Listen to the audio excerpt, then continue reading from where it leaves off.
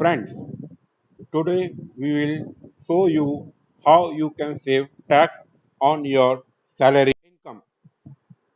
In the video, we will update you about the tax rate, flexi-pay structure, standard deduction, home loan, Chapter 6A deductions, donation, other income, past employment income, type of return, penalty, and some other items. First, we will update you about the tax structure. In the case you have in salary income or total income up to 5 lakh, okay, there is no tax. Okay, the moment you cross 5 lakh, okay, you are required to pay 20% tax, and more than 10 lakh, okay, on the additional income you have to pay 30% tax. Okay, there are surcharge in the case you exceed income 50 lakh and cess of 4% for all.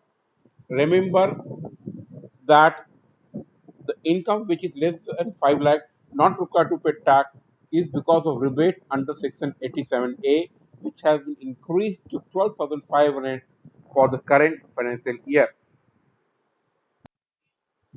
Now, first you understand your flexi-pay structure. You have to plan your flexi-pay structure in such a way that will give you optimized benefit and reduce your tax cost. Okay, so you, in the case you are living in a rented home, you must declare HRA as one of the component, and that should be will discuss later. You can claim a children education allowance or rupees 100 per month, maximum two children. If your company permits, you can go for hospitalized reimbursement, which is up to 2 lakh. Children hostel allowance, rupees 300 per month for maximum two children. LTA we will discuss later. Refreshment allowance, it is maybe 1,100 per month or it will be 2,200 per month, depending on the policy of the company, and all other allowances are taxable. First, we will discuss about HRA. If you see how to claim HRA, if you see on the left hand side on the green area, it is written actual HRA. Then 50% of the basic salary for metro and 40% of the basic salary for non-metro. Metro means only Delhi, Kolkata, Bombay, and Chennai. No other city like Bangalore, Hyderabad are considered metro for income tax purpose. Then rent paid minus 10% of salary, and the least of the is called for exemption under 1013, which is HRA. We will take a tax benefit the least of these two, least of these three. Coming to LTA, the employee must take leave and travel anywhere in India, but not overseas with family. The tax exemption is limited for the fare component, which is economy class, airfare, first class, AC rail fare, or first or deluxe class bus fare. If you have a booked a tour via a travel operator as a package, then only the actual amount spent on air or railway or road transport can be claimed. Other expenses cannot be claimed as LTA. In a block of 4 years, you can claim two. The present block is from 2018 to 2021. No carry over if not claimed. Remember, there will be no carry forward if you are not claimed with LTA. And family members traveling separately, you cannot claim LTA. You must accompany your family to claim LTA. Standard deductions. Only two types of standard deductions which you can get now. Professional tax, which is paid by your employer, and standard deductions are for fees 50,000 flat for everyone to all kind of employees for the current financial year 2019-20. Now we discuss about home loan. Employee who had taken home loan to purchase their real properties can claim loss on interest on home loan as deduction. For self-occupied property and deemed occupied, the maximum amount is rupees 2 lakh. For let out and deemed to be let out, the amount will be computed as rent saved minus 30% of the received minus interest paid. The maximum deduction allowed is 2 lakh, and balance will be carried forward to next 8 years. Now we will talk about different kind of deductions you can claim under Chapter 6A. ATC, you know that you can claim up to rupees 1,50,000, which include LIC, PPF, KVP, EPF, and lot of this loan principal, school fees, stamp duty to purchase your property, etc., etc. You can also claim additional 50,000 under Section 80CCD as NPS. In the case you have taken any new home loan with some conditions, you can get a TEE, which is 50,000. In the case you have repayment your education loan, you can get entire interest for first 8 years. You can also claim a TTTA 10,000 for your bank saving interest. ATTTB only for senior citizen 50,000 rupees. In the case people who are not claiming HRA and they are staying in rented home, they can claim deduction of 80 GG, which is rupees 5,000 per month maximum. Apart from that, you can also claim health insurance for you, your family, and your senior parents. Okay, and that will be claimed as Section 80D deduction.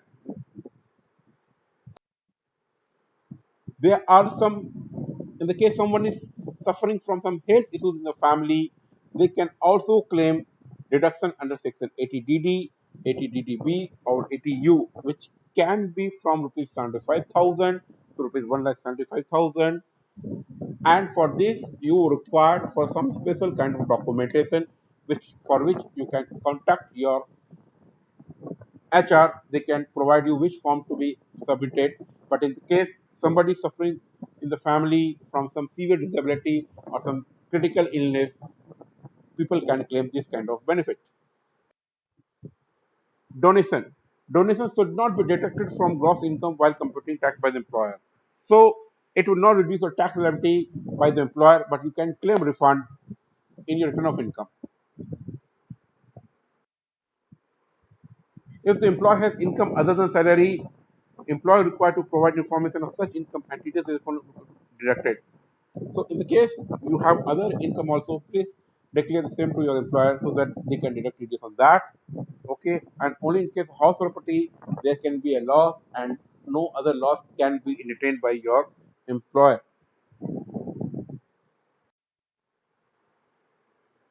Example of other income are you may have rental income, you may have income from share market, you have long-term capital gain on equity, capital gain from sale of properties, bank interest, gift or lottery income, foreign dividend taxable income, dividend from Indian company. Okay, all this you can declare and your employer can deduct TDS on that.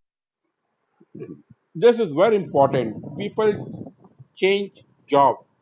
Okay, and in a financial year, a person can be a employee in two companies. In first, he is maybe employee part A company, and then second part of the year he may be employed in B company. The employee must disclose to their present new employer the details of income earned and TDS deducted of their previous employer. If employees don't do this, this result to shortfall in deduction of TDS by present employer. The employer required to pay this shortfall along with interest at the time of filing return of income, and that will be a pinch to the employee making such a big payment.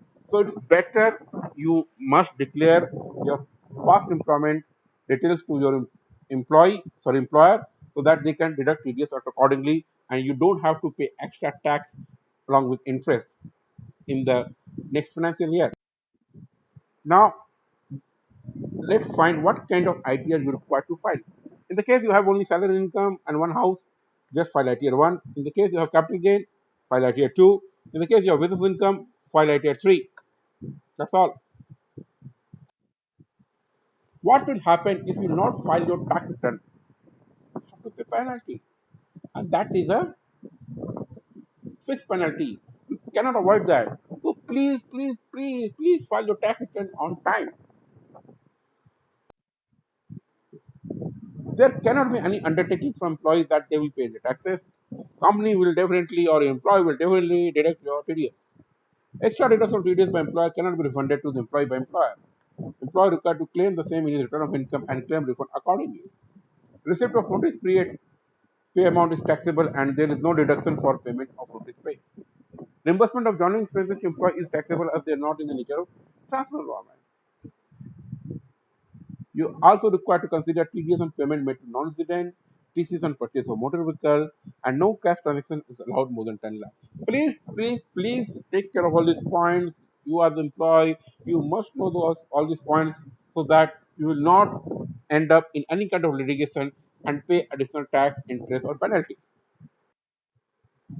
In the case you need any information regarding how you can save your taxes on your salary or other income, or you need any assistance in filing a return of income, or you need any assistance in solving your litigation or reply to your tax notice, call us at 90089448082 or email us at taxacharya@gmail.com.